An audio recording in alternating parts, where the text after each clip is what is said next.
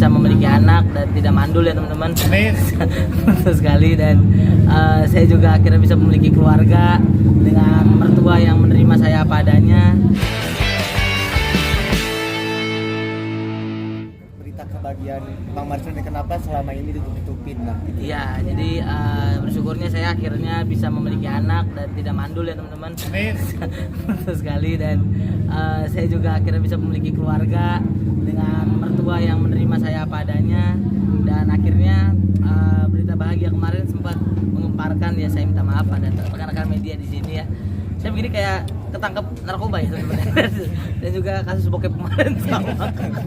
Kali Sal, kenapa sih ditutupin Sal? Iya, karena gue pengen ngerasain private-nya ya secara intim lah antara gue sama istri gue dan juga sama keluarga kecil gue gitu. Dan akhirnya gue akhirnya berhasil lah, karena gue memiliki teman-teman yang bisa menjaga semua kerahasiaannya. Terima kasih buat teman-teman gue dan juga buat segala kru dari rumah sakit dan juga teman-teman yang ada di dalam cerita inilah. Terima kasih udah jaga. Tapi lu mengaburkan fakta Sal jadinya dengan lu mendekati Selin gitu kan? Ya, nah itu patut diluruskan teman-teman sekarang ya. Jadi saya tuh sama Selin itu tidak ada apa-apa juga. Dan gua sama Selin juga, ya Selin juga bilang juga bahwa ya kita sebagai teman bestie gitu, jalan bareng. Tapi ya teman-teman yang suka sama karya gua sama karya Selin akhirnya menyimpulkan bahwa kita tuh ada kemesraan dan juga pacaran gitu. Dan sebenarnya ya tidak gitu. Dan gue juga, Selin juga sering bilang juga ke media bahwa dia nggak pacaran sama gue, dan kita sebenarnya sebagai bestie yang sangat-sangat ya deket, ya kayak soulmate lah. Tapi Sal, itu komitmen sama Jason atau seperti apa ya dengan Bentar, Mas ini siapa ya? Oh ya, orang juga. Itu emang komitmen gue sama Jason. Emang komitmen gue sama istri gue, karena memang yang gue takutkan adalah ketika emang gue pacaran waktu itu terus gue posting di Instagram gue, dan kalau misalkan kita nggak cocok gitu, jadi kayak ada kesan bahwa kita mempertahankan hubungan ini tuh karena netizen gitu. Itu yang gue takutin sama istriku juga. Jadi akhirnya kita benar-benar komit sampai akhirnya menikah dan punya anak, dan akhirnya kita launching. Oke, sedikit soal pernikahan. Ya. Tanggal berapa, bulan berapa, dan Jadi pernikahan saya itu kemarin tanggal 11 Februari teman-teman. Itu sah secara agama, dan juga resepsinya di bulan April kemarin itu. Nah ini udah 2032. Bukan dong 2023. 2022. Oke, dan ini komitmen keluarga juga nggak sih menutupi pernikahan? Iya, betul sekali, komitmen keluarga, karena memang keluarga dari mertua saya takut dipinjemin duit ya, karena menantunya artis mungkin ya kan. Jadi itu bercanda teman-teman. Jadi itu komitmen dari kita berdua sih, dan juga udah ngobrol juga sama mertua sama orang tua gue juga gitu. Tapi kan ini kan istri kamu ini kan karena ini idola kamu juga ya. Iya. Bisa ceritain juga. Ya karena memang saya suka banget sama JKT48 teman-teman. Jadi akhirnya mimpi dan juga kemauan saya dikabulkan oleh Tuhan Yang Maha Esa, dan akhirnya si tidak tampan ini bisa memiliki wanita yang cantik karena dia pemberani gitu. Akhirnya itu yang saya buktikan kemarin. Tapi apakah yang akhirnya lo klik sama si doi ini? Nah, yang gue klik sama dia adalah dia tuh terima gue apa adanya ya. Maksudnya waktu kemarin gue deketin dia juga belum seperti posisi sekarang gitu. Dan diskusinya juga enak. Pas waktu di rumah juga ini agak jatuh Mas, benerin aja ya. Ya nggak apa-apa dah. Dan diskusinya enak. Terus waktu di rumah juga ya gue bisa bercanda-canda sama dia, karena memang sama-sama di entertain gitu, dan dia juga tahu jalannya entertain tuh gimana. Jadi akhirnya satu visi, akhirnya ya menikah. Tapi udah lama pacaran sih? Nah pacaran tuh sebenarnya sebentar boy, tapi gue deketin dia tuh lama. Gue deketin dia tuh antara 4 bulan sampai 5 bulan di ghosting gitu. Terus karena dia memang nggak percaya kan sama gue gitu. Dan juga dia belum tahu gue waktu itu. Meskipun gue udah centang biru, emang so cantik tuh cewek. Ya nggak betul kan dari istri gue sih. Jadi akhirnya ya setelah ketemu waktu itu memang sempat tertantang kata orang tuanya, ya gue nih beneran apa main-main doang ke anaknya gitu. Sampai akhirnya ya udah gue nikahin dia, dan akhirnya kita menikah dan akhirnya punya anak. Nah baru habis itu baru gue launching. Nama anaknya siapa? Archie Hermawan Farid Gilanti Widianto. Kenapa? Panjangannya apa? Nah Archie itu dia tuh arch ya, itu artinya adalah busur panah, anak panah yang kuat, yang besar kuat. Dan Hermawan tuh lebih ke prajurit yang tangguh. Dan Farid tuh adalah nama tengah dari Raffi Ahmad, yang dimana itu adalah sebagai tanda terima kasih dari gua dan juga istri gue kepada Raffi Ahmad dan juga Nagita Slavina dan Gilang dia ya kita tahu ya, Gilang Sandi ya, itu adalah orang yang memang gue berterima kasih juga sama dia. Widianto tuh keberuntungan nama gue.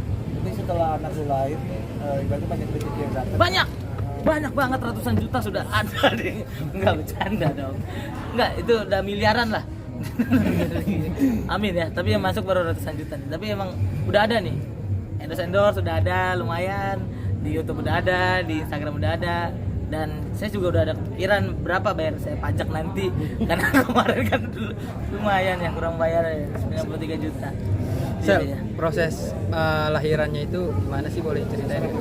Itu waktu kemarin tuh pengennya normal ya guys, jadi tapi akhirnya ketika pembukaan 4 nggak keluar anaknya, akhirnya sesar.